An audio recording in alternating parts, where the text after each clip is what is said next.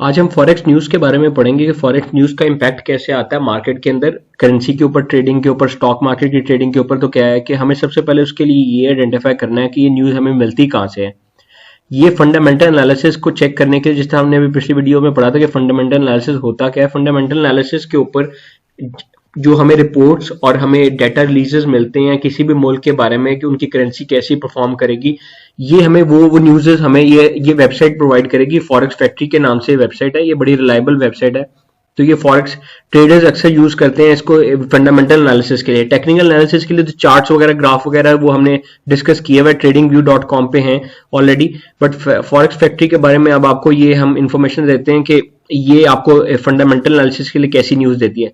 सबसे तो पहले आपको इसका जो टाइम है वो अपने अपने लैपटॉप के टाइम के साथ सेट करना है। लेट्स से अगर आप पाकिस्तान में बैठ के ट्रेड कर रहे हैं तो आपको पाकिस्तानी टाइम को अपने अपने कंप्यूटर के टाइम के साथ सेट करना है। लेट्स से मैं कहता हूँ मैं हवाई में बैठा हूँ या अलास्का में बैठा हूँ या किसी भी अमेरिकन स्टेट में बैठा हूँ या ब्राजील में बैठा हूँ, तो मुझे उस टाइम के मुताबिक तेहरान में, अबू धाबी में, काबुल में, तो मैंने उस टाइम के मुताबिक अपने टाइम को सेट करना है। लेट्स से मैं इस्लामाबाद में बैठा हूँ तो मैं इस्लामाबाद के टाइम को सेट करूंगा, सेफ सेटिंग करूंगा और वो मेरे लैपटॉप के टाइम के साथ सेट हो जाएगा। अच्छा, सेकंड नेक्स्ट मोस्ट चीज जो हमें चाहिए होती है इसके लिए, वो इस अंडरस्टैंडिंग चाहिए होती है कैलेंडर की, कि कैलेंडर में हमें किस तरह की इंफॉर्मेशन आ रही होती है। ये भी हम चेक करते हैं कैलेंडर में। हाँ जी, ये अब कैलेंडर में हमें बताता है कि किस तरह की इंफॉर्मेशन हमें मिलती है, ताकि वो उस इंफॉर्मेशन को यूज करते हुए इन्वेस्टर ट्रेड लगा सके, ट्रेड कर सके, फंडामेंटल एनालिसिस कर सके, ताकि उसको लॉस होने के चांसेस कम से कम हो। लेट्स से आज संडे जी, जैन 17 है, तो आज मार्केट क्लोज है, तो आज मार्केट की करेंसी ट्रेडिंग में आज कोई ट्रेड नहीं होगी करेंसी। इस तरह ये कल के बारे में बता रहा है कि मंडे जैन 18 को, ट्यूसडे को क्या क्या इन्फॉर्मेशन आ सकती है, जो इन्फॉर्मेशन हमें मिलेगी और वो इन्फॉर्मेशन हम किस तरह यूज कर सकते हैं फंडामेंटल एनालिसिस के लिए, ताकि हम अच्छी ट्रेड लगा सकें। लेट से ये आज सुबह, जो कल का दिन यानी कि मंडे वाले दिन होगी, सुबह 5 बजे ग्रेट ब्रिटेन पाउंड की राइट मूव एचपीआई की रिपोर्ट आएगी।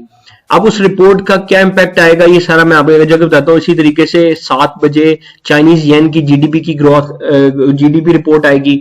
ये सारी वो रिपोर्ट्स हैं जो हम लोग डेटा रिलीजेस के लिए चाहिए होती हैं फंडामेंटल एनालिसिस के लिए।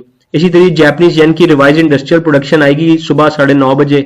सुबह 9:30 बजे आएगी, उसका इंपैक्ट क्या होगा, वो मार्केट में कैसे इंपैक्ट करेगी, करेंसी पे क्या होगा, वो सारा मैं आपको भी बताता हूँ कि उसका क्या इंपैक्ट आएगा। लेट से हम ये ग्रेट ब्रिटेन पाउंड कहते हैं, इसका जो इंपैक्ट आएगा ना, ये जो इस राइट मूव एचपीआई का, इसका इंपैक्ट बड़ा लो इंपैक्ट आएगा। लो इंपैक्ट आएगा। एक्सपेक्टेड है कि ये जो करेंसी के ऊपर ट्रेडिंग, अगर आप लेट से ये स्पेयर की ट्रेडिंग कर रहे हैं, तो इस स्पेयर की ट्रेडिंग में आपको बहुत इंपैक्ट, इसका लो इंपैक्ट आएगा ग्रेट ब्रिटेन पाउंड का। अगर आप किसी और के साथ भी यूज करें तो इतना खास इंपैक्ट नहीं है।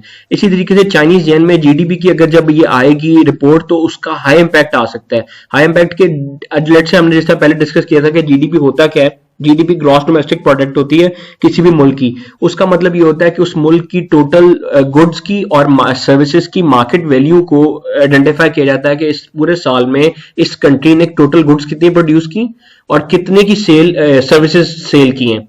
तो वो जब सर्विसेज और गुड्स सेल की हैं उसकी ग्रॉस डोमेस्टिक प्रोडक्ट के, अगर तो ग्रॉस डोमेस्टिक प्रोडक्ट बेहतरी की तरफ गई है तो इस मुल्क की करेंसी भी बेहतर होगी। अगर करेंसी बेहतर होगी तो डेफिनेटली उसका इंपैक्ट फॉरेक्स ट्रेडिंग पे भी आएगा। तो ये तो बड़ी हाई हाई इंपैक्ट रिपोर्ट है। इसी तरीके से लो इंपैक्ट की हमने ये येलो जितनी आ रही है, लो इंपैक्ट वैल्यू, इसका इंपैक्ट आएगा। ये जो ग्रीन ऑरेंज है, ये इसका मीडियम इंपैक्ट एक्सपेक्टेड है कि कल के दिन में जो ये रिपोर्ट्स आ रही हैं सुबह पाकिस्तानी टाइम, ये टाइम जो है ना, ये सारा पाकिस्तानी टाइम के मुताबिक सेट है। अगर ये ना होगा तो उससे रीजन होगा कि फिर आपको टाइम का मसला होगा, इसलिए अपने पाकिस्तानी टाइम को सेट कर लेना बहुत जरूरी है। तब आपको पता होगा कि किस टाइम पे पाकिस्तानी टाइम पे ये रिपोर्ट्स आ रही हैं।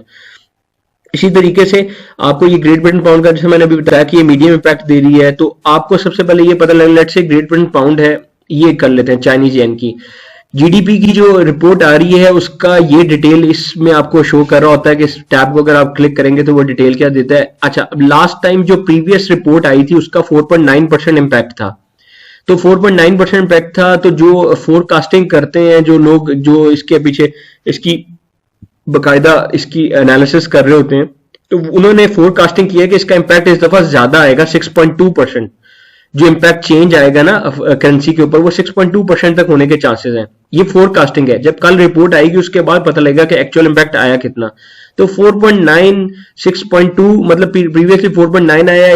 फोरकास्टिंग ये है कि जी 6.2% होगा, और एक्चुअल जब वो आएगी रिपोर्ट तो इस तरह पता लगेगा। इसी तरीके से चाइनीज येन के ऊपर रिटेल सेल्स की रिपोर्ट आएगी, रिटेल सेल्स की रिपोर्ट बताएगी कि हमें क्या रिपोर्ट है। लेट्स से प्रीवियसली 5% था, अब वो 5.5% का इम्पैक्ट दे सकता है। फोरकास्टिंग है, मे बी ऊपर नीचे हो सकता है, वो एक्चुअल वैल्यू जब आएगी हमें पता लगेगा। इसी तरह अनएम्प्लॉयमेंट रेट चाइनीज येन का, ये सारा लो इम्पैक्टेड वैल्यू, लो इम्पैक्ट है इनका करेंसी के ऊपर, तो वो आपको बताएगा 5.2% है, तो इस दफा भी वो यही कहेगा अनएम्प्लॉयमेंट 5.2% है। बट ये बड़ी हैरानकुन बात है कि अगर कोविड में उनकी रिपोर्ट 5.2% से 5.2% आई है, तो इसका मतलब अनएम्प्लॉयमेंट रेट मतलब उसमें ज्यादा चेंज नहीं आया, ज्यादा अनएम्प्लॉयमेंट हुई नहीं है। बड़ी बड़ी it's very good news for China.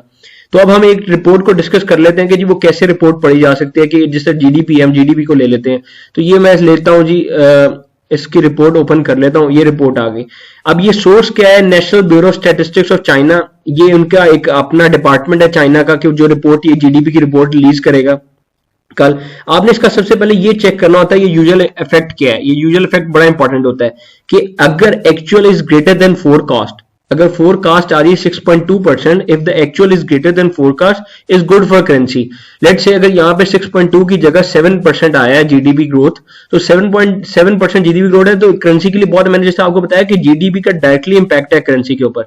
अगर जीडीपी बढ़ेगी तो करेंसी भी बढ़ेगी। इसी तरह जीडीपी अगर 7% है तो वो बड़ा इंपैक्ट है। ये यूजुअल इफेक्ट आपको ये बता रहा है कि अगर ग्रेटर होगा तो इंपैक्ट आएगा अच्छा, अगर कम पे चला गया फोरकास्टिंग से तो उससे भी इंपैक्ट मार्केट में इन्वेस्टर्स को थोड़ा सा होता है कि यार हमने तो फोरकास्टिंग की थी इतना होगा, पर उससे कम आया, तो शायद उससे मिला जुला जो है ना वो आपको एक सेंटिमेंट मिलता है। तो ये रिपोर्ट है वो जो आपको बताती है कि आपको क्या इंफॉर्मेशन चाहिए होती है फंडामेंटल एनालिसिस के लिए। तो ये चीजें आपको हेल्प करती हैं। चाइना की ये रिपोर्ट आएगी तो आपको चाइनीज येन में जब आप ट्रेड कर रहे होंगे तो आपको आइडेंटिफाई करेगा कि आपकी ये बेहतर है।